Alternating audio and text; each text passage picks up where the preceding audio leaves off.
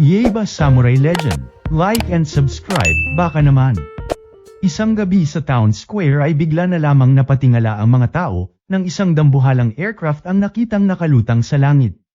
Agad itong ibinalita ng mga news reporter, kung saan si Anamaro daw ang pakana at balak ng gawing bagong kastilyo ang National Diet Building, at sakupin ang buong Japan. Patawa-tawa na nga itong si Anamaro at inutusan ng mga tao na yumuko sa kanya. Pero hindi pumayag ang madlang people, kaya sa buwisit nito at bilang panakot, naglabas ito ng espada at sabay iwinasiwas ng pangmalakasan, na siyang pumutol sa isang building. Dahil dito ay natamimi na nga ang mga tao at natakot. Matapos yun, tumawa lang si Anamaro ng parang duro-demonyo, sabay lumapit si Mr. Spider para ibalita na tinalo na si Mr. Bat ni Yeba.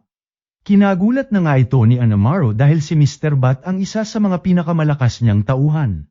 Dito nalaman din niyang papunta na sila Yeba sa Ganryo Island, kaya inutusan niya si Mr. Spider na unahan ang mga ito sa isla at buhayin si Kojiro Sasaki, isang pangmalakasang legendary samurai. Somewhere sa kung saan, nasa bangka na sila Yeba papunta sa Ganryo Island habang kinukwento ni Miyamoto ang tungkol kay Kojiro, at kung gaano kalakas ang espada nitong kayang hamaba o lumiit, na kung tawagin ay Maneho Shizaw, ngunit sa kabila nito ay natalo parang nga raw ito ni Miyamoto, dahil dumating siya ng late sa duelo nila para inisin si Kojiro bago ang laban. Ayaw naman maniwala ni Yeba sa kwento nito, kaya pinakita ni Miyamoto ang isang best-selling na libro na nagsasalaysay daw ng laban nila. Nauna nga roon si Mr. Spider at agad niyang hinukay ang libingan ni Kojiro, tapos ginamit ang mga potion para buhayin ulit ang katawan nito. Pagkatapos, binuksan niya ang time portal gamit ang espada ni Kojiro para kunin ang kaluluwa nito at ibalik sa katawan niya. Noong una ay inakala niya pang walang effect kaya pinagsasampal si Kojiro, hanggang sa bigla nang tumayo ang legendary samurai, na siyang galit na galit. Tinutok nito ang espada kay Mr. Spider dahil sinaktan daw ang pogi niyang mukha. Agad namang nagpaliwanag si Mr. Spider at sinabing 400 years na itong patay, na siyang lubos kinagulat ni Kojiro, at di makapaniwalang may nakapatay sa kanya. Walang ano-ano'y dumating na nga sa isla sila Yeba, kaya pinatago muna ni Mr. Spider si Kojiro. Pagdating ni Yeba, napansin agad nila ang estatwa ni Kojiro na siyang pinagtaguan nila Mr. Spider at Kojiro sa likod. Narinig ni Kojiro ang boses ni Miyamoto at agad niya itong naalala, na siyang dumuga sa kanya dati, at nang makita pa niya ang estatwang ginawa para sa kanya, ay nagtaka siya kung talaga bang natalo siya noon. Puro papuri na nga itong si Miyamoto ukol sa kung gaano kalakas si Kojiro noon, pero nauwi na naman sa pang-aasar na mas malakas nga lang daw siya ng dihamak dito kaya ayun patay na. Sa galit ni Kojiro nang marinig ito, ay pinaira-piraso na nga nito ang estatwa sabay tumayo sa ibabaw nito at idineklara sa lahat na bumalik na siya mula sa kamatayan para puksain si Miyamoto. Halos tumigil ang puso ni Miyamoto sa gulat at di makapaniwala sa kanyang nakikita. Sa gitna ng tensyon, lumabas si Mr. Spider para ipakilala ang sarili bilang isa sa 8 demons, pero nasapawan siya ni Mr. Polaka, kaya nabad trip siya. Dito na nga niya inutusan si Kojiro na patayin silang lahat. Agad namang sumang-ayon si Kojiro at gustong unahin ang mortal niyang kaaway na si Miyamoto. Nagtanong siya kung nasaan si Miyamoto hanggang sa tinuro na nga ito Yeba, na siya nangang lubos kinagulat ni Kojiro dahil matandang bansot na nga itong si Miyamoto. Ito namang si Miyamoto nang asar na naman, at sinabing kahit 400 years na ang nakalipas, ay wala pa rin daw pan-apat sa kanya si Kojiro. Ayun nga at di na naiwasang magbanatan ang dalawa, kung saan agad nagbitaw ng unang atake si Miyamoto pero basic lamang napigilan ni Kojiro. Kalaunan ay nagsabayan na nga ang dalawa habang nanunood lang sa gilid sila Yeba, napansin ang lakas ni Kojiro kahit kagagaling lang sa hukay, habang si Miyamoto ay mukhang hirap na. Bigla na ngang gumamit si Kojiro ng extend sword technique, na lubos kinagulat nila Yeba at totoo nga raw ang chismis na humahaba ang espada nito. Tinamaan na nga si Miyamoto at hirap ng dumpensa. Walang ano-ano'y bomb iron na nga ng pangmalakasang atake si Kojiro, ngunit sumingit na ang ating bida at pinigilan ang kalaban. Dito na nga naaliw si Kojiro sa lakas ng loob ni Yeba na makisawsa, kaya naman sa bida na natin itinuon nito ang atensyon at siyang nilabanan. Bilang sagot, ay dito na nga tinangkang gamitin ni Yeba ang senpukin teknik niya laban kay Kojiro, ngunit basic lamang na na-counter ni Kojiro gamit ang kanyang extend sword technique. Walang ano-ano'y siya naman nga ang bomb iron ng atake sa ating bida, na sa sobrang bilis ay hindi halos nasundan ng mata ni Yeiba, muntik nang tamaan si Yeiba kung hindi lang siya naitulak palayo ni Miyamoto sa huling segundo. Bahagyang nasugatan si Yeiba at di makapaniwala sa lahat ng nasasaksihan, hanggang sa aksidente na ngang masipsip sa loob ng portal na ginawa ni Mr. Spider kanina, na lubos kinagulat ng lahat. Dito na nga bumagsak si Yeiba somewhere sa kung saan, at pagtingala niya, napapalibutan na siya ng mga samurai.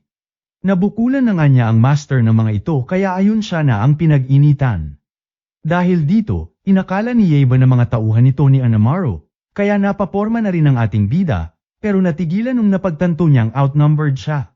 Buti na lang may sumingit na samurai at sinaway ang mga ito sabay tinanggal ang helmet at nagpakilalang si Musashi Miyamoto. Pagkarinig sa pangalan, ay nagsitakbuhan ang mga samurai sa takot.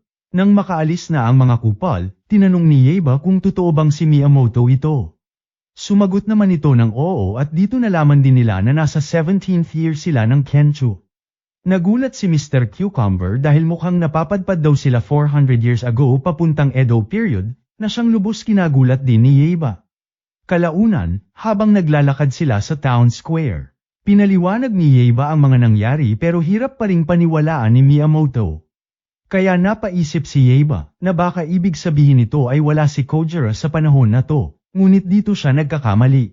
Di kalayuan ay nakita na nga nila si Kojiro na pinapalibutan ng kaliwa at kanang chicks sa bayan, pinagyayabang natatalunin niya raw si Miyamoto sa darating nilang duelo. Dito na nga nagkatitigan ng dalawa nang sobrang tindi na siyang naramdaman ng lahat sa paligid. Walang ano-ano'y biglang may nahulog na kahoy mula sa katabing construction site, at sa gulat ng lahat ay basic lamang binanatan ng dalawa, at ginawa pang ang chopsticks ng mga hayop with matching autograph pa, abat tig 10,000 piraso pa nga bawat isa. Sa gitna ng pagyayabangan ng dalawa ay bigla naman naalala ni Mr. Cucumber ang sinabi noon ni Anamaru sa kanila, na magagamit pa raw nila ang katawan ni Kojiro para buhayin. Kung tama ang hinala niya, ay mukhang bumalik nga raw sila sa panahong bago pa namatay si Kojiro. E di magandang balita yan. Ika naman ni Yeiba at ibig sabihin daw, kung matalo na ni Miyamoto si Kojiro sa panahong ito, ay posibleng bumukas ulit ang portal at makabalik sila sa present time, na siyang lubos kinatuwa ni Yeiba, dahil bukod sa makakabalik siya, may second chance pa siyang lumakas at makaharap ulit si Kojiro. Nung gabing yun, dinala siya ni Miyamoto sa bahay nito at pagbukas ng pinto, sinalubong sila ng isang babae, na kamukhang kamukha ni Sayaka. Ilang oras ang lumipas, tumambay muna sila sa labas habang pinapanood si Miyamoto na nag-eensayo. Sabi ni Atsu, kahit kailan daw, never nagpahinga si Miyamoto sa pagpapractice ng espada, na siyang nagpahanga kila Yeiba, dahil grabe raw ang dedication nito, kaya nagtaka sila dahil napakalayo raw nito sa nakilala nilang matandang bansot na mangtangang Miyamoto ng future. Kinuha ni Yeiba ang espada niya at tinanong si Miyamoto kung alam ba nito kung paano tapatan yung espesyal na teknik ni Kojiro.